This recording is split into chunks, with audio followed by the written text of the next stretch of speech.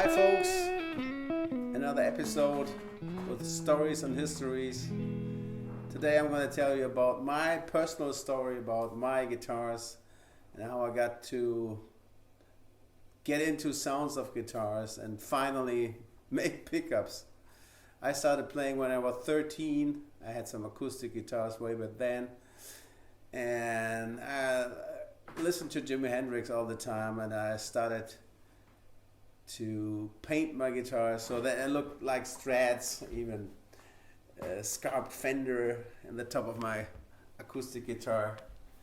And a few years later, I got my first really good guitar, and that was an Ibanez Lawsuit Les Paul, and I still have it. It's over here.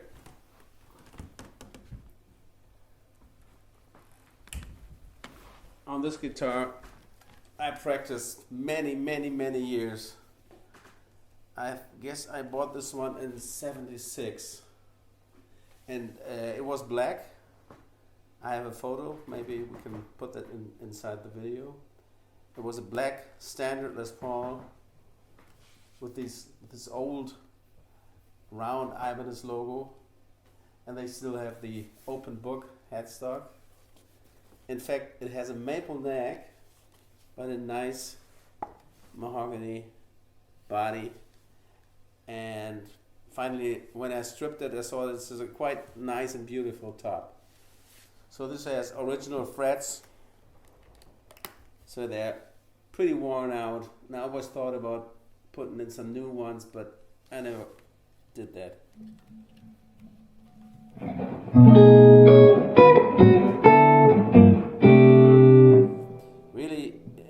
Really good guitar. I bought a 65 ABR bridge for that many years ago because I didn't like the round original Ibanez bridge. So I put on this bridge, and so this guitar immediately sounded more like a Gibson since I put on that bridge.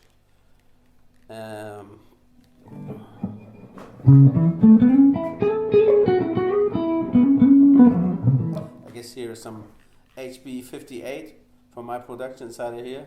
I always test and try pickups inside of this guitar. It's always open for a quick change.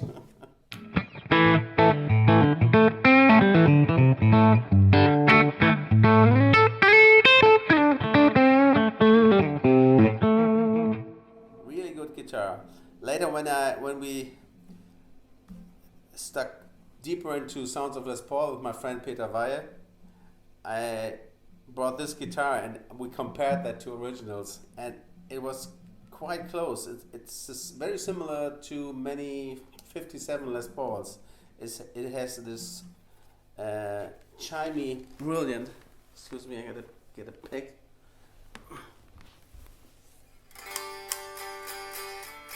It's bright and ringing.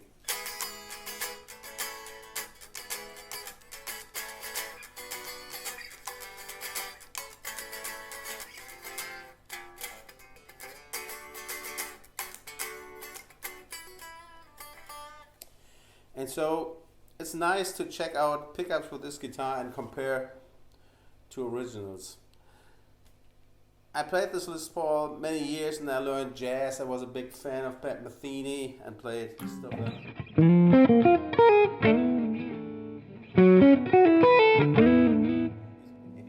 it's many years ago, and I love that stuff. And because I was more into jazz at the time, I again began to look in direction of semi-acoustic guitars. I was a big fan of Larry Carlton way back then, and then I bought my first ES335. It was a 72, I remember that. And I had a few ESs over the years. I had a 72, I had a 68, I had a 66, or was it a 60? It's a 66 color and blue ES. I shouldn't have sold that one. And then I had a 63 Mickey Mouse ear, cherry red. But I never liked that guitar. It was just good looking. I sold it a couple of years ago when I got that ES that I own now. It's a 345, very nice guitar.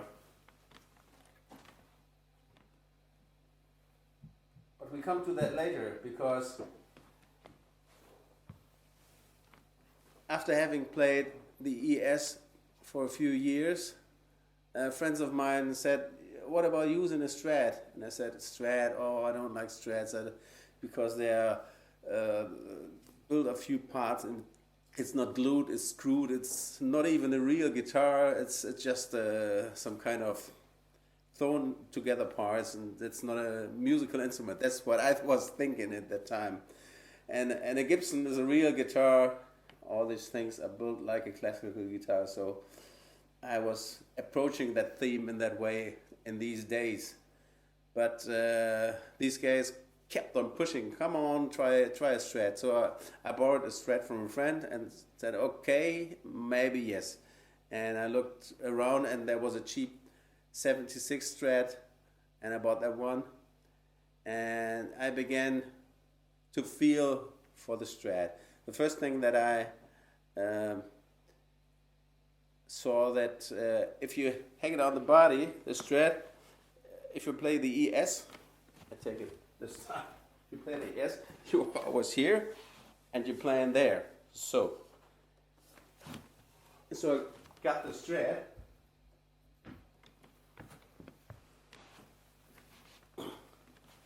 and it's all in the center. Woof, from here to there. This is the first thing that I saw and felt. So I played my 76 Strat, first with blocked tremolo, and then I said, "Okay, I have to go all the way," and I loosened the tremolo. I learned that, and I even put down my wrist on the bridge all the time, and with a free floating bridge you can't do that. So I developed my right hand so that I don't touch the surface of the guitar to play free floating. So this was a benefit from having a Strat, to have a better plectrum technique. And then all the other guys who pushed me to the Strat started talking about, "Yeah, but the real Strats have small headstocks over here, not these big ones. And the real guitarists who want to become professional have to have a pre-CVS Strat." That's what they were talking about. And one day when I was looking for a new flat to live in, and there was a guy who was moving out. He had this Strat, and I asked him if I take that flat, if he could give me the guitar as well, and I would trade it to my 76 and give in 1,000 D-mark on top, and he agreed, because he didn't care about this guitar, because it was completely stripped, had a Schecter plate on it, aluminum, ugly, other tuners, the bridge riders were missing, and so we swapped the guitars, and I got this one, and I was very happy to become a real guitarist because I had it's not even a real pre-CVS Strat, because it's a transition Strat, but it has all these features that make an old Strat sound terrific, and this guitar is really, really nice. And at first it was bare wood when I bought it. Another friend of mine, he knew a carpenter, he painted it red for me with polyester. And so I played the red polyester Strat for many, many years. And then I learned more and more about Strats and pickups and all these things, and finally knew that this polyester coat had to go away.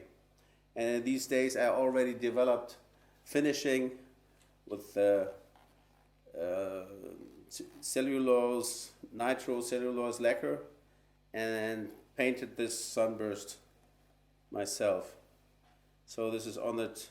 I can't remember, since the beginning of the 90s, I guess. It was unaged, so all this wear is original wear from gigs.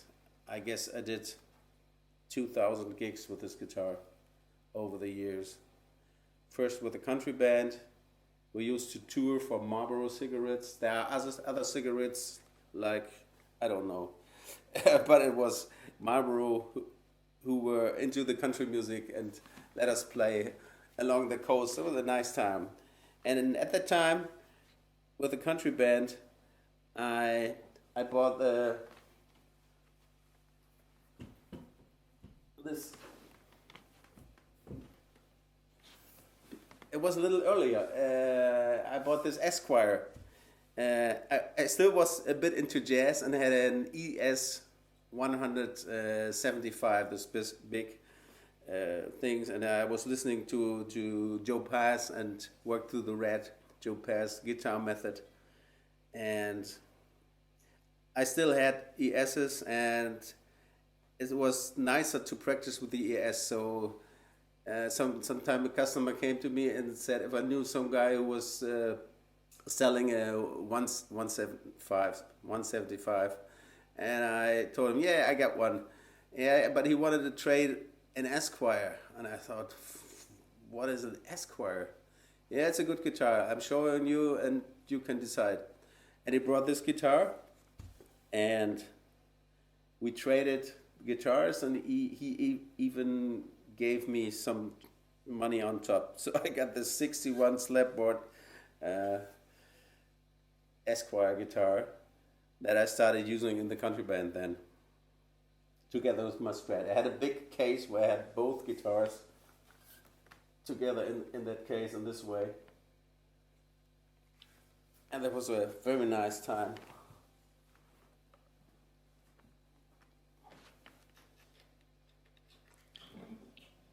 On original Esquires, there's this circuit that switches off the tone knob and makes a muffly sound in front, but I hide it, a Telecaster neck pickup underneath the guard, so that it's invisible. So these are the sounds.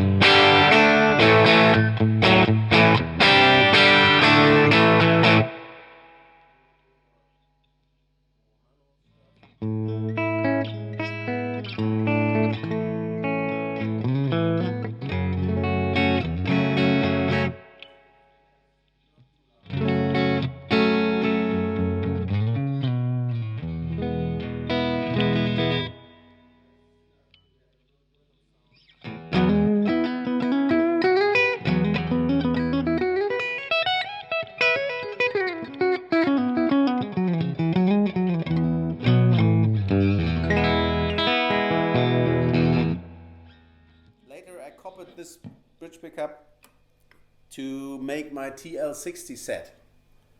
So I copied this one for the bridge pickup, and I had a few other neck pickups for repairs in the early days already, so I could bring out my own TL60 set. So this is derived from this guitar.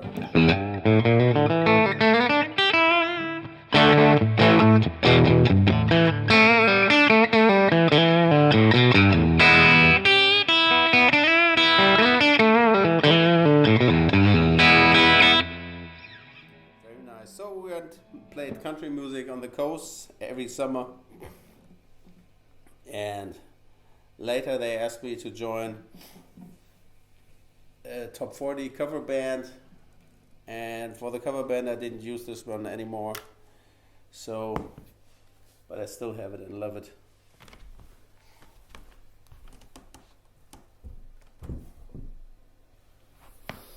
But I played this one in the cover band many times,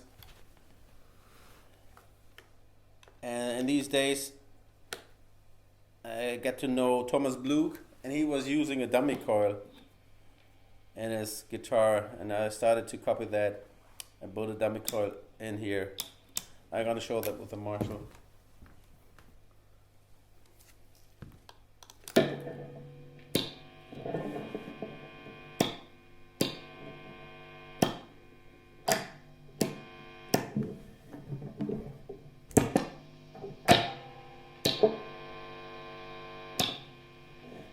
It's not completely gone, but it's less.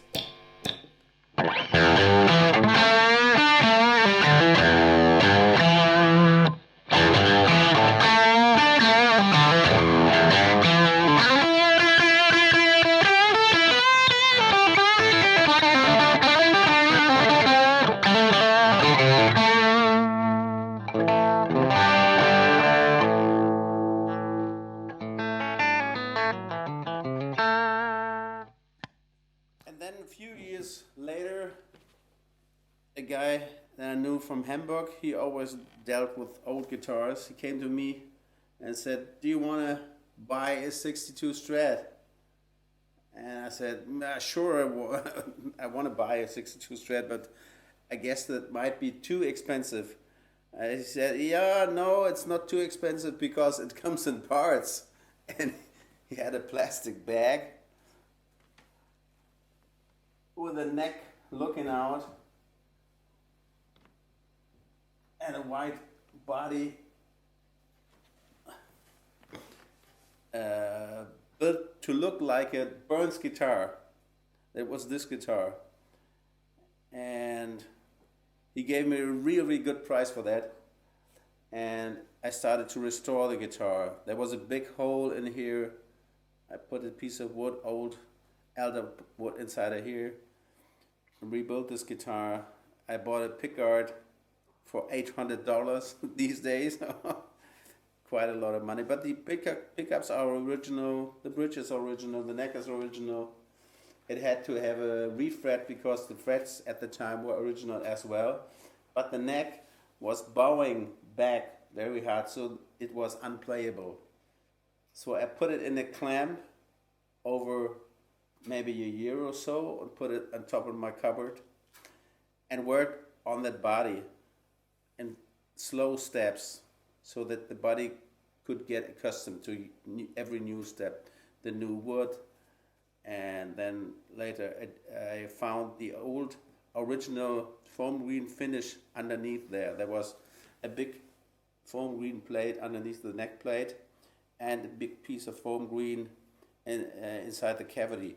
So I carefully took out these plates of original paint and started to mix the original color.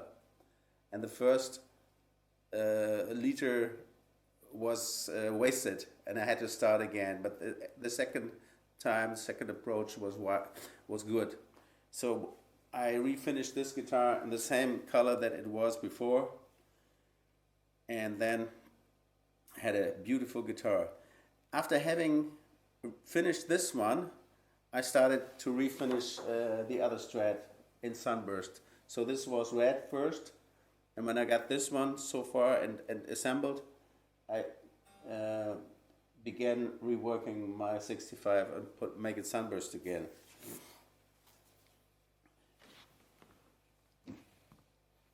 So everyone likes to hear this one, I guess.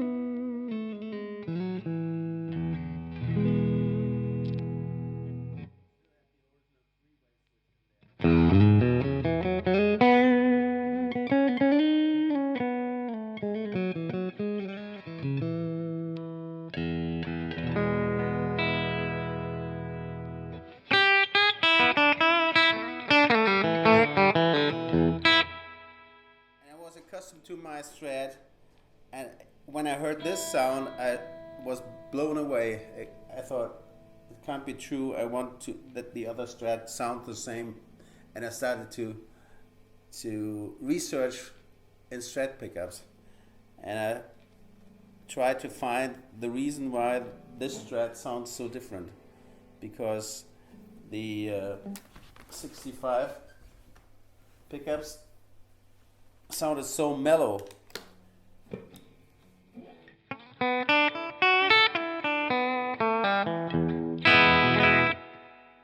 Later I understood that this was a good sound as well. So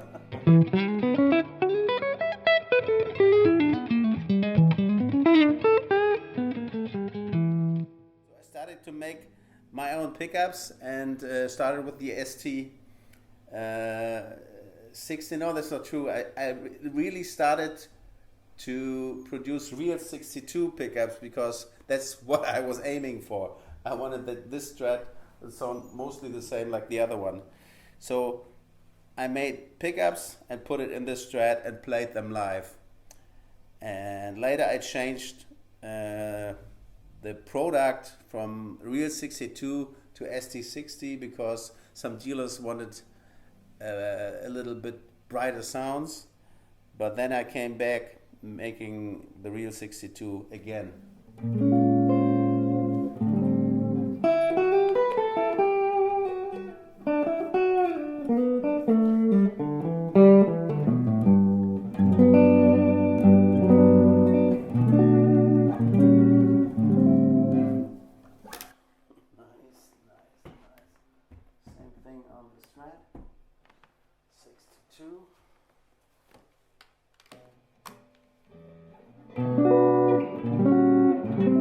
Huge, way bigger.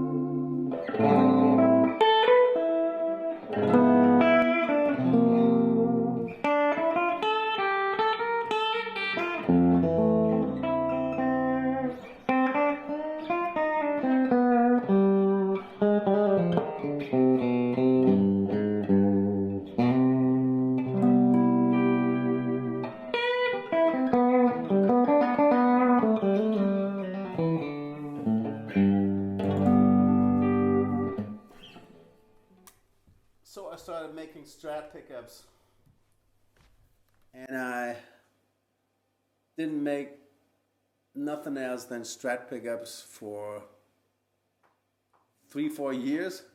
Then I started making this Telecaster thing, TL60, like I told you. And then one of the dealers asked me, "What about humbuckers? Did you ever make a humbucker?" "No, I don't know." So I started to creep into there with the humbuckers, and quickly found out humbuckers is much more difficult because there are no more critical parts in that.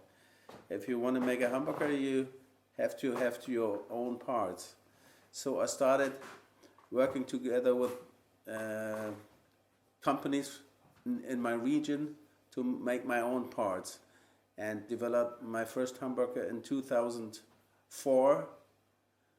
And it was just the right time when Peter Weyer, a friend of mine who owned a 58 Les Paul, called in for a big Les Paul symposium. That's what he called it, because he and some people around wanted to find out why Les Pauls sound like they sound.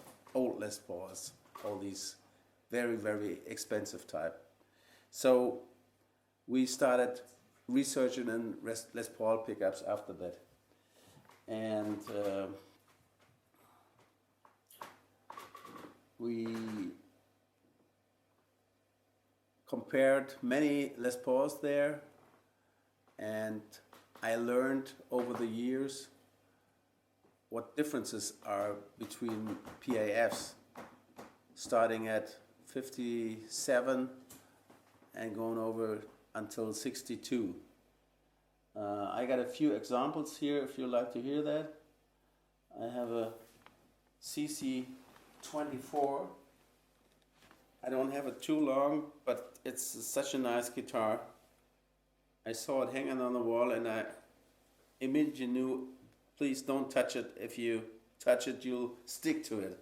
But one day I touched it and I stuck to it.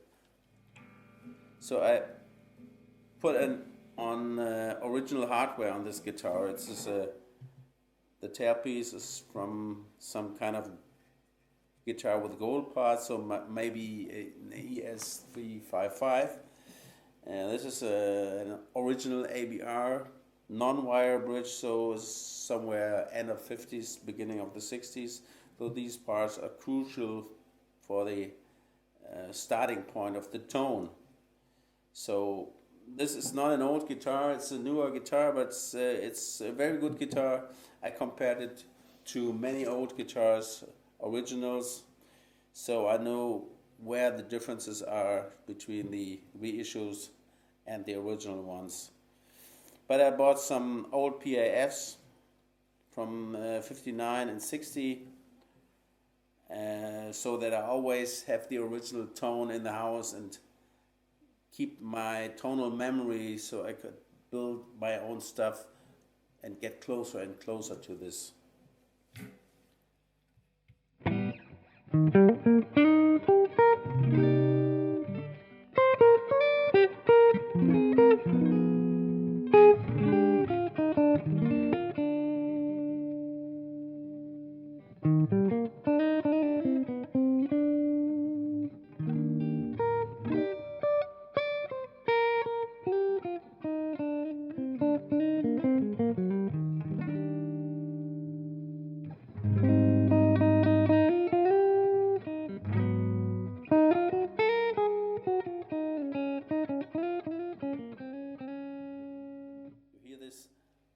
Deep fundamental mellowness, these big sub fat low mid, and this bright high fidelity on top.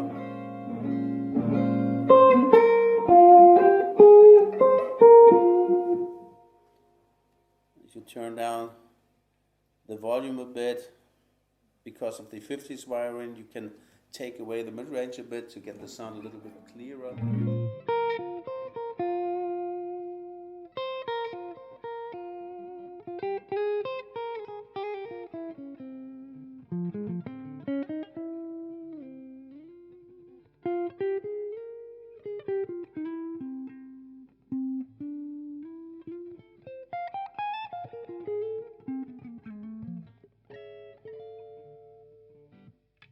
Pick up.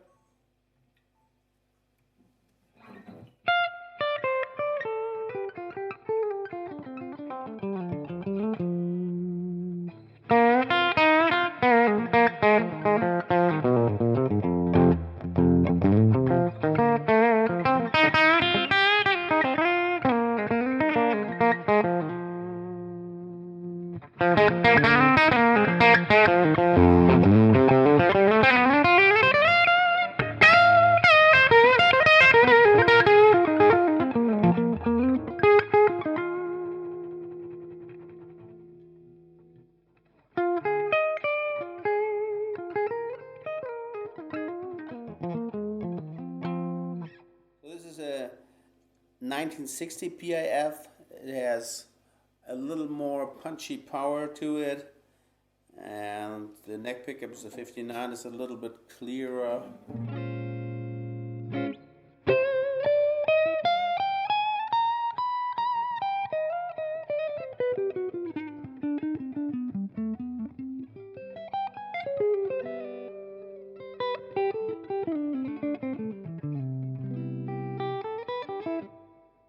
I don't have a 57 now here, but it's more bright, maybe sometimes a little bit Fenderish, or maybe again show you my Ibanez. It got a similar taste to it, like old 57s.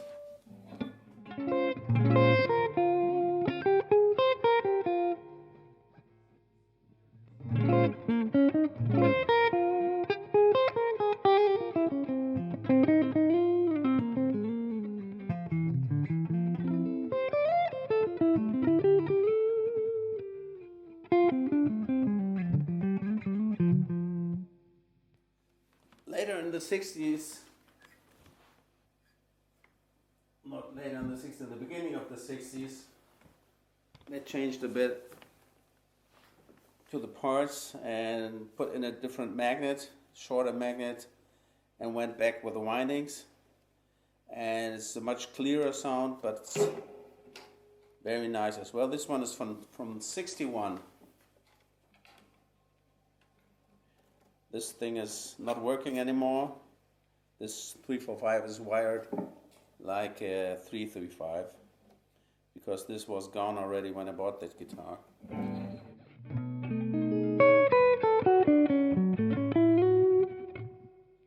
Sound is much quicker. The development of tone is much quicker than on the 59s. It's direct and punchy.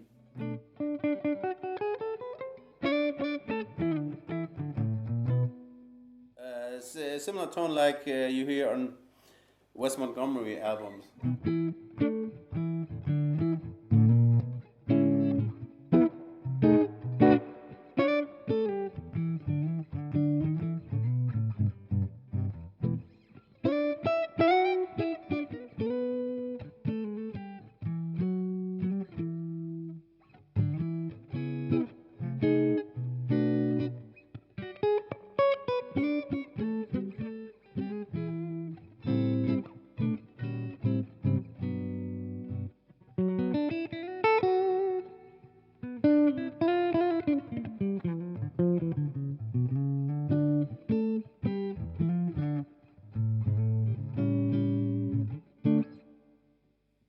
It's nice in any style of music. It can be hard, right?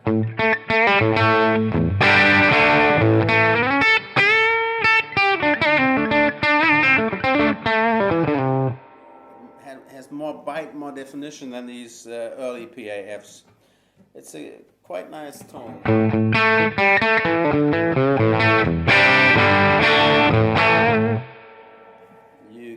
Get the deluxe reverb melting a bit, but it's quite nice.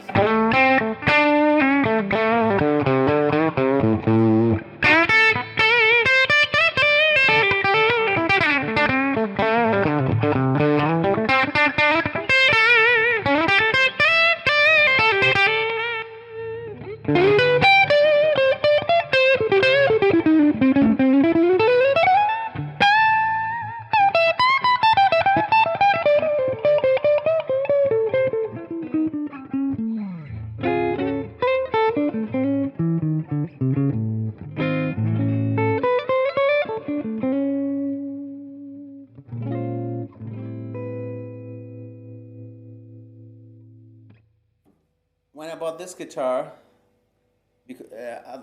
other way around, when the guy came in the store, it was the same guy that sold me the parts of the 62 Strat.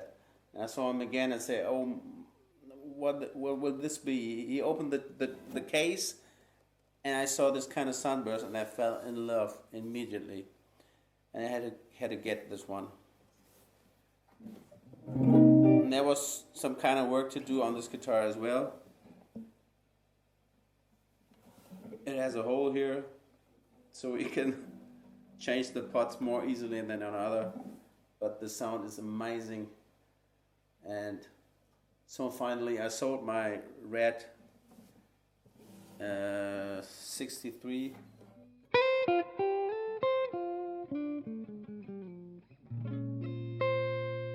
And from the leftover money, I bought a 54 Telly.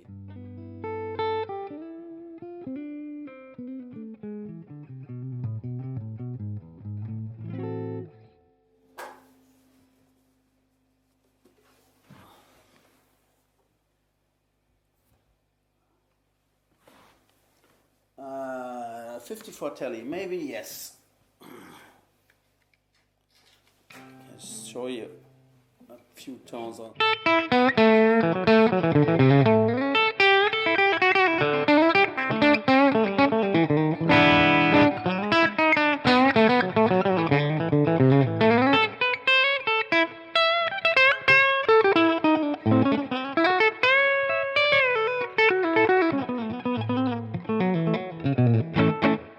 don't play this too often, but I like to have an old Telecaster to compare it to my vintage tele pickups that I'm making, to be aware of the tones.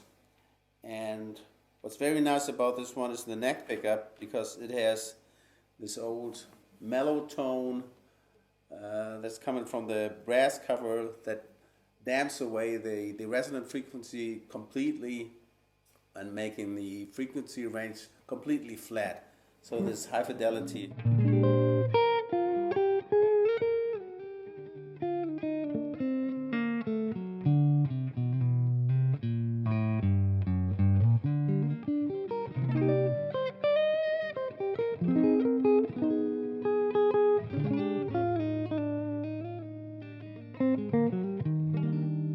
So if you want this neck tone, I copied these sounds and put them into my broadcaster neck pickup, the BCN 49.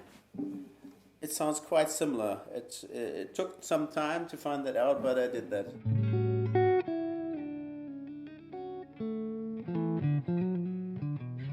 Together with Ollie.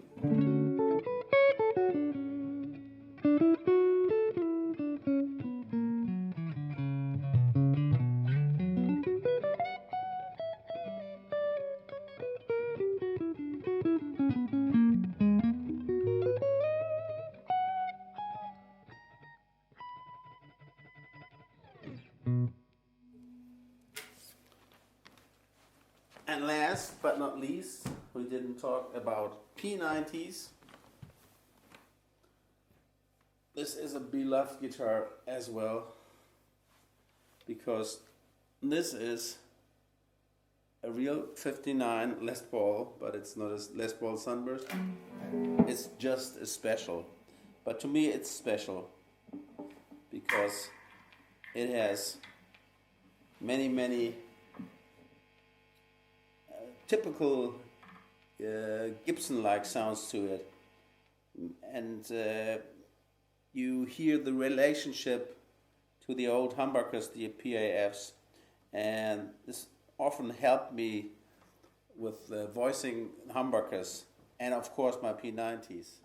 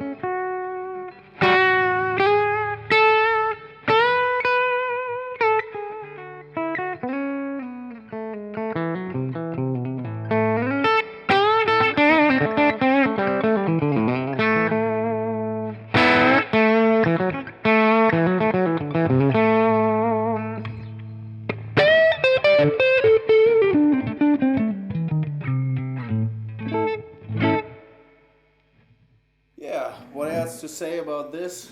Maybe we should try a little Marshall on the Gibson guitars. Where did it go?